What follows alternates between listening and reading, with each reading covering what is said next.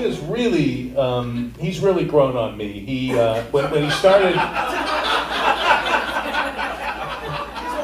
a year ago, he didn't even speak English. It was an amazing thing. He really works very hard. I love his stand-up. I love his observations. You will too. Please welcome Mike Schryver. Mike Schryver!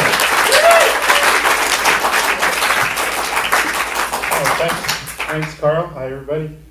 Yeah, that's the highest praise. He's grown on me. No, Carl says, another thing Carl says is, along with that, is that we're funniest right after working out, after doing a lot of exercise. As you can see, I have never tested this theory, and I'm not going to start tonight. So we're left with going and playing it by ear. I've taken a lot of the classes, workshops with Carl, and they're very good. There's great feedback. I've got a lot of really good feedback. One person said, when you go up on stage, I just want to laugh at you. And, I took that as a compliment. Another person said I was a laugh a minute. This sounds really good at first, and then you think about how long a minute is. 57, 56, yeah. So nobody ever guesses that I'm gay. I'm a single guy living in Portland. You do the math. Nobody guesses it. So I have to wear like pride pins and rainbow hats and things. And the idea is completely comical, yes, that I'm gay. No, no, but I really am, and I have to do all this, and still nobody guesses. So I decided to wear a flag, pride flag. There's so many different ones, and I don't know which one to wear because there's so many. And I finally made my own flag, which has on it 4 different colored stripes, and it has a star and a yellow bird. And I figure that covers everybody's sexuality and some canaries.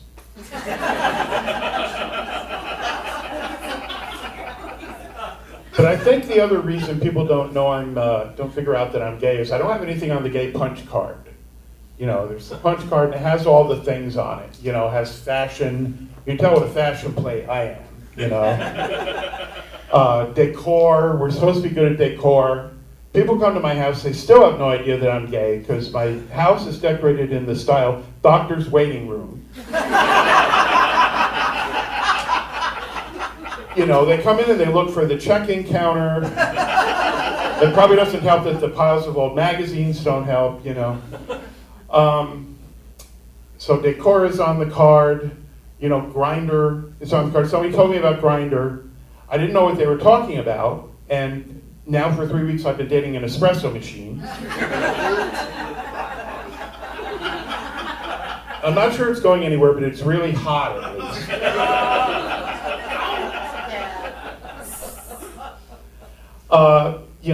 So Grindr's on the card. RuPaul, drag, my friends are into RuPaul and drag and all that stuff. I tried once performing drag. It didn't go well.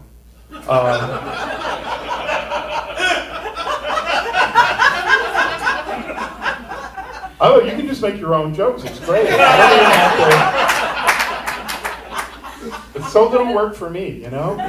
But it didn't go well. You know, I think I had the most boring drag name you could have, which was A-countant. And, you know, it didn't play well. It didn't play at all. So all those things on the card. I do have one thing on the punch card. I love Broadway shows.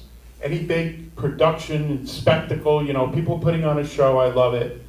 And it probably goes back to being raised Catholic, I think. When I was a little kid, all the masses were in Latin. And they were big productions, you know, with the costumes and the hats and the colors and everything. And a few years after that, they simplified the masses. And they weren't in Latin anymore, and they took away all the good stuff, you know. They took away the costumes, and they took away the glitter. They took away the chorus line. They took away the big 11 o'clock number. And that's probably when they lost me.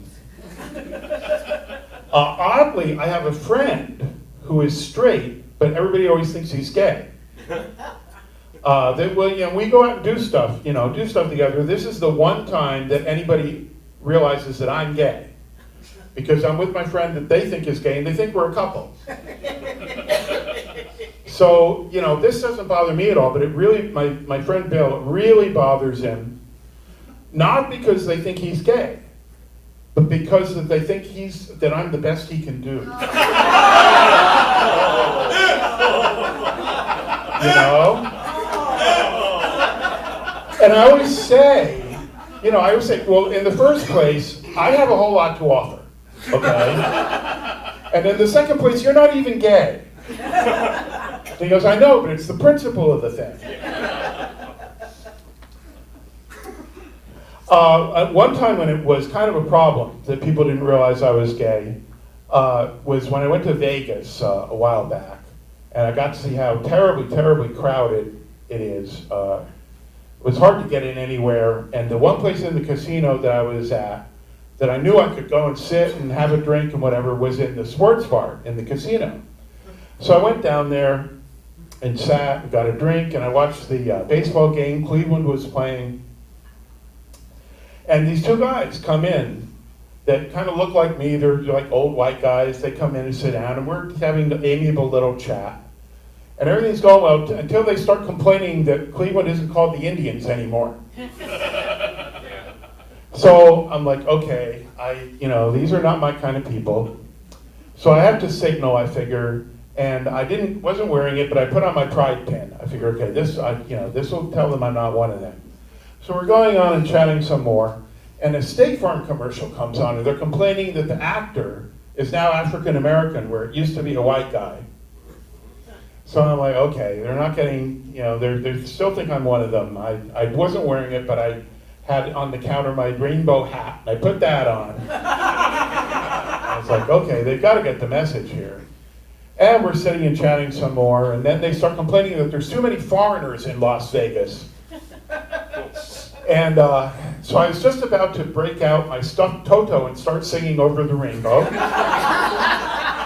when they left all of a sudden, which was too bad because they really missed out. I do great Over the Rainbow. They would have just loved it. But, what can you do? I think another part of why I have trouble with this, with people never figuring out that I'm gay, is I'm just really naive. That's at the root of a lot of it too. Especially being gay and being naive. We're supposed to be good at this stuff, dropping pearls, making little catty remarks, and I never get, the stuff goes right over my head. My gay friends, the nickname they have for me is, oh, honey.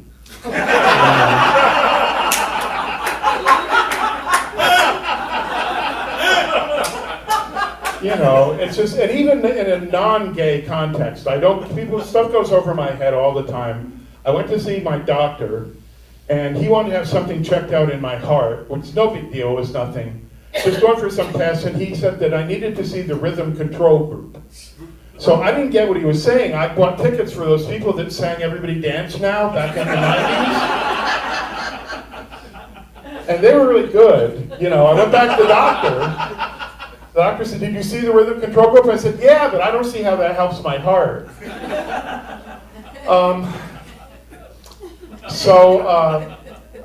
The other time this really flared up as far as being naive was when I was seeing this guy a long time ago. We were, it was a physical thing, like we're getting it on. And my friend Roger said, "Next time, I think we should try to spice things up." And, again, I had no idea what he was talking about. So the next time we're, sort of getting it on, I had this guy come in and offer us fresh ground pepper.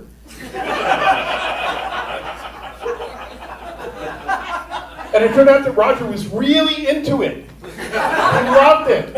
He was like, the guy's going, "Say when." And Roger's going, "More, more, more." I enjoyed it too, but the problem for me was I couldn't stop sneezing. But that, maybe I was naive, but we got a whole lot of mileage out of that, That kept us going for years. We just ran the whole spice rack, We had turmeric Tuesdays and fennel Fridays, And in the end, I found out later, it turns out that that's the same way that grinders started. So it all comes around. I was so proud, I found a new way to be passive aggressive, which is really hard to do. My friend, a different friend, went to Italy on a trip and came back, and he said he thought about bringing me back a hat for me, because I wear a lot of hats. And he was going to bring me back a hat, but he was concerned it would get crushed on the way back. So, I decided I really wanted this hat.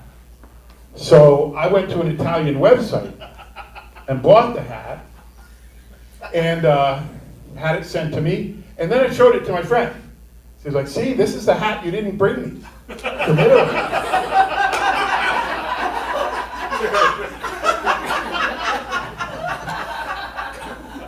I figured that'll teach him to think about buying me things.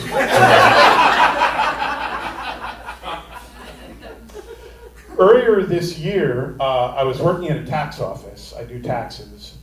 And I was concerned because I wanted to, still write material for shows like this.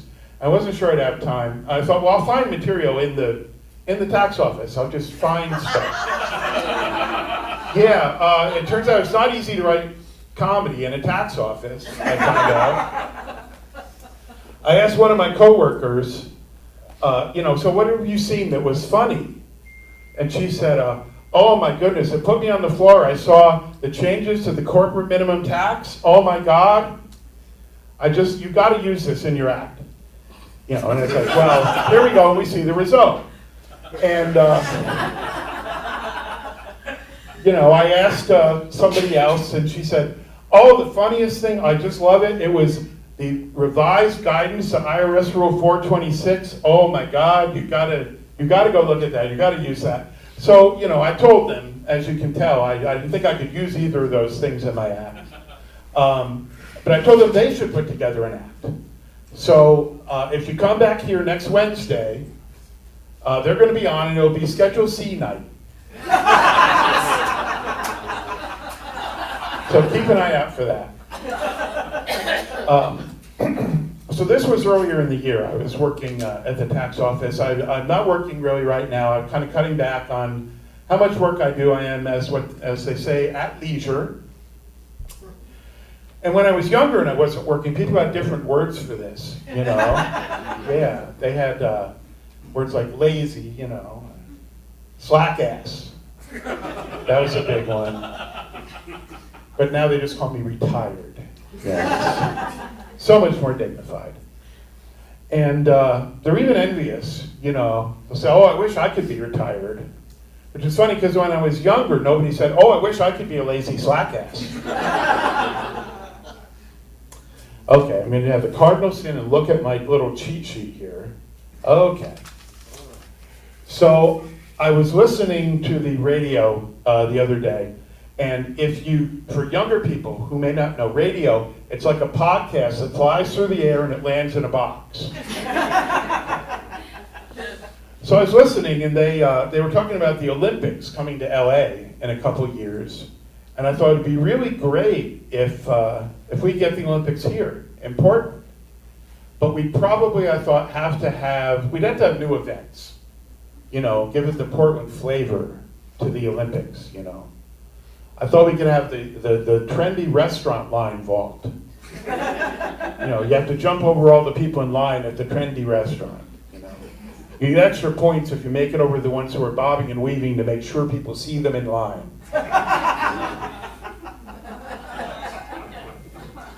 We can have a competitive Republican toss. Always very popular. Always very popular.